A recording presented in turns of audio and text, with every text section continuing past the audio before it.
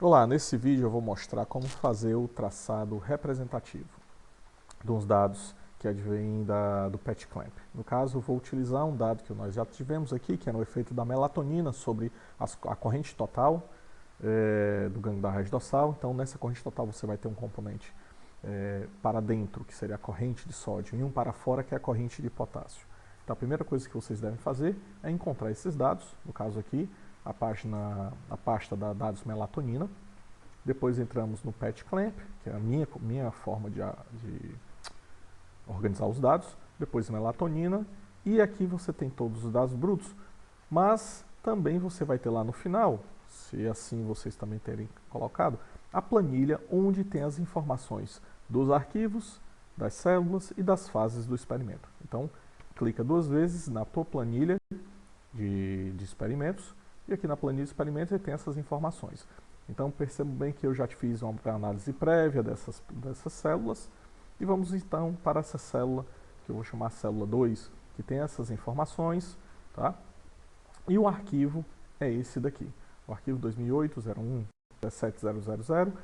Então, aqui nos episódios eu tenho as fases, tá, do meu experimento. Então eu vou lá na minha pasta e vou abrir exatamente esse arquivo.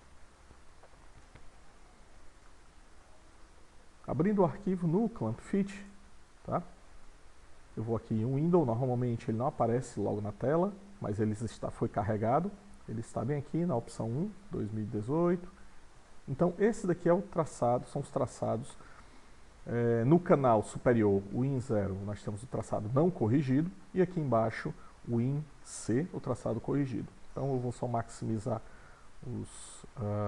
as correntes clicando nesse botão aqui de autoescalonar.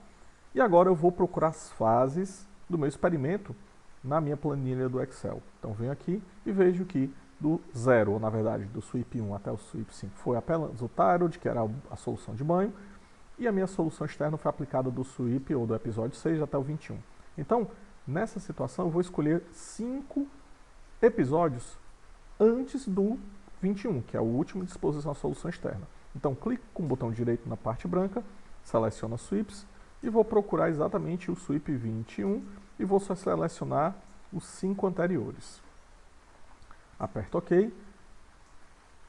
E percebam bem que, primeiramente, análise, eu vou perceber se os dados não corrigidos, no canal aqui de cima, eles estão sobrepostos, se não teve uma flutuação da corrente, algo que possa prejudicar. Tá? E percebam, como eu falei para vocês, como aqui é a corrente total, você tem um componente para dentro e outro componente para fora. Aqui provavelmente é a corrente de potássio e aqui provavelmente é a corrente de sódio, juntamente com outras correntes de entrada.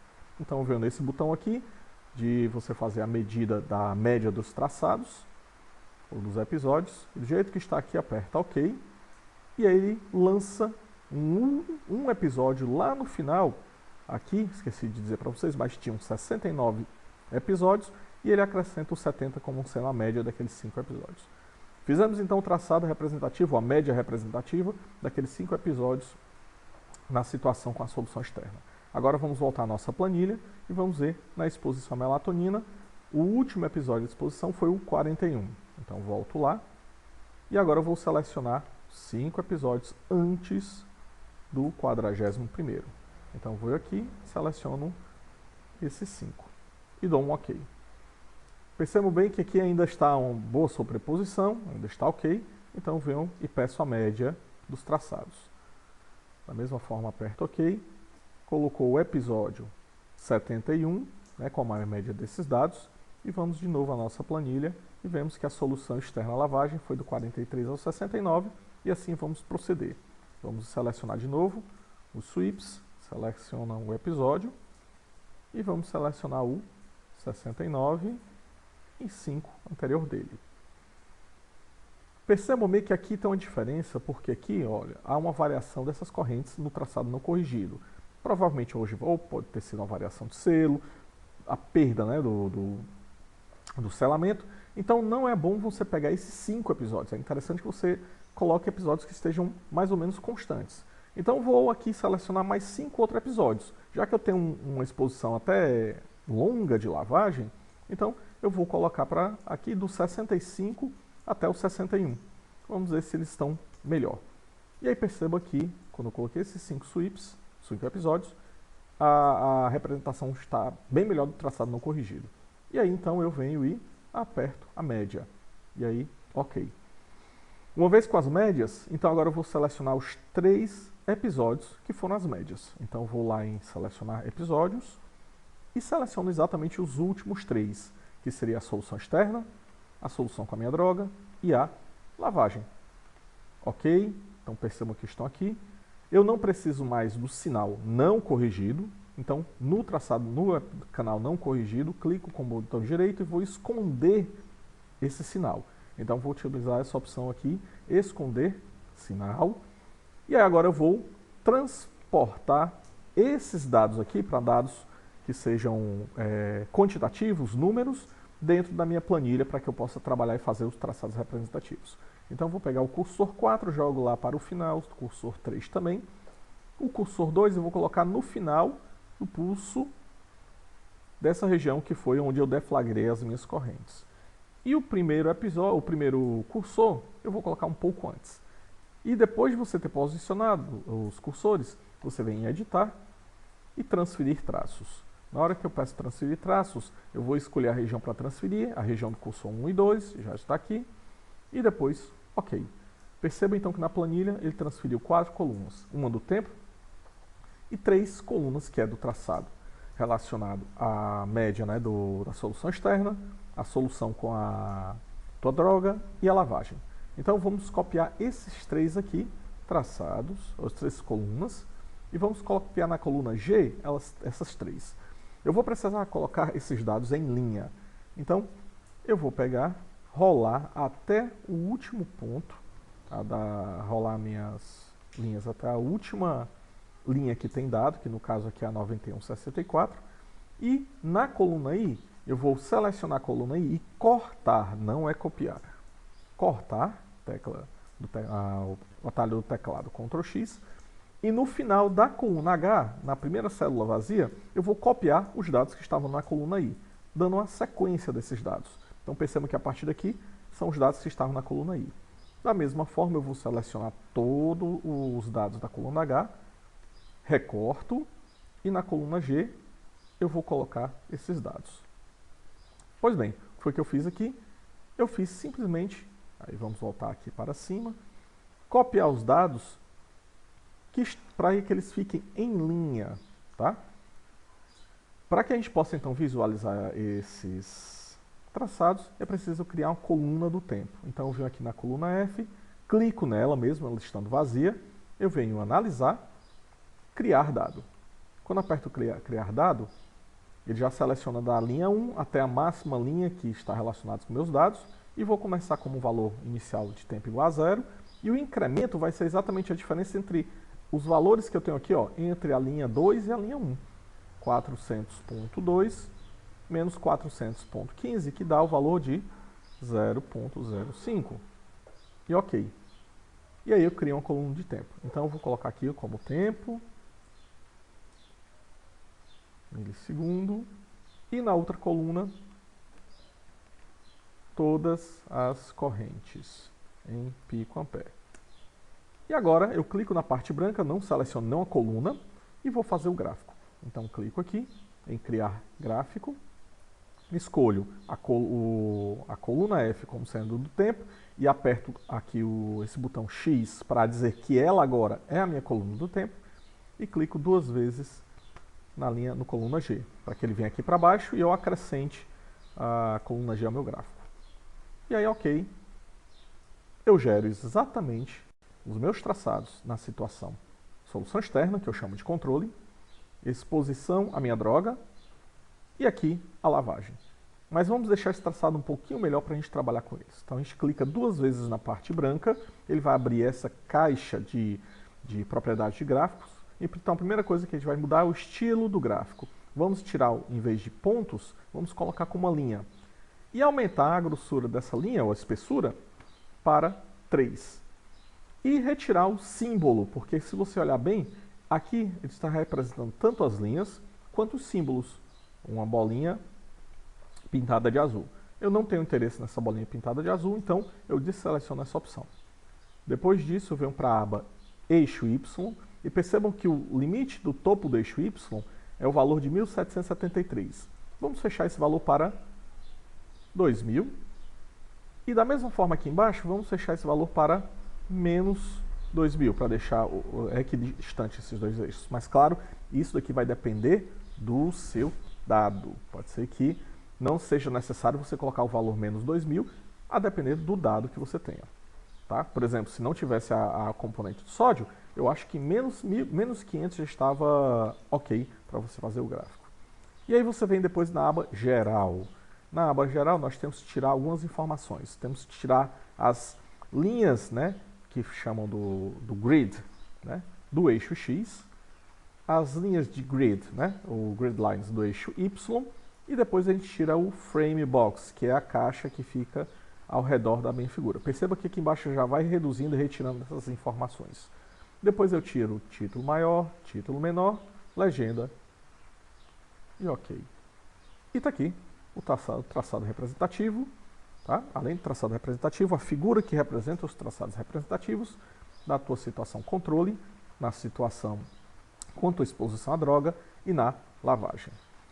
No próximo vídeo vou demonstrar como agora a gente vai editar essa figura para transformar em figura que possa ser colocada no artigo, no banner ou em algum outro tipo de documento. No vídeo anterior eu mostrei a vocês como gerar essa imagem que está na tela, que são os traçados representativos a partir de correntes iônicas numa situação de exposição à solução externa, depois a solução com alguma droga qualquer e na recuperação ou na lavagem. Agora vamos pegar essa figura, vamos editá-la para deixar uma figura que eu possa colocar no banner ou colocar em algum outro documento, um artigo e aí vai. Então, do jeito que está aqui, se você chegou nessa fase, você simplesmente vai em editar, copiar, e agora vamos lançar essa figura no editor gráfico que você tenha mais praticidade, que você conheça mais. No momento, o editor gráfico que eu utilizo e que eu conheço bem é o Paint do Windows. Então, eu vou lá abrir Paint. E da forma como eu já copiei o dado, eu vou só colar direto, Ctrl V. Então percebam que ele colou esses dados aqui no meu aplicativo de imagem. E a primeira coisa que vamos fazer é as barras de calibração. Então eu vou aqui utilizar a lupa, maximizar esses termos e vejam que aqui ele tem 0 a 1000. Na metade eu devo imaginar que é o 500 picoampere. Então eu vou criar uma linha sólida de tamanho em torno dos seus 5 pontos e venho aqui e deixo ela retinha, tá? Nesse ponto.